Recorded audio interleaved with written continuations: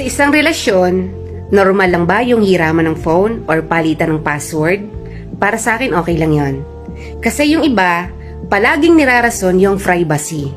Pero kung sakaling may problema ka, hindi mo ba sasabihin sa partner mo yung mga nangyayari? Saka kung wala ka namang itinatago sa kanya, bakit hindi? Hindi naman porket alam niya yung password mo, babantayan ka na niya palagi. Kahit hiningi niya yung FB mo, hindi naman niya yung madalas bubuksan.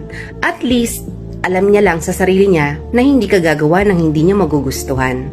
Kung baga, meron siyang peace of mind. Hindi naman siguro siya makikialam kung problema ng pamilya or trabaho yung pinag-uusapan. Saka hindi naman siya magbabasa ng mga chat sa'yo na walang paalam. At saka, kapag may problema ka sa ibang bagay, kanino mo ba unang ipinapaalam? Ang point ko rito, hindi naman siya ibang tao, di ba?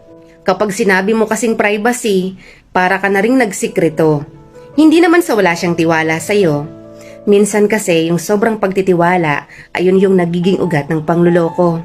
Pero isipin mo, kung lahat ba ng bagay alam niya tungkol sa'yo, hindi siya mag-iisip ng kung ano-ano? Kayo dapat ang may sikreto sa iba, hindi yung kayo ang may sikreto sa isa't isa. Kasi mas masarap yung relasyon na walang pagdududa. Real talk yan.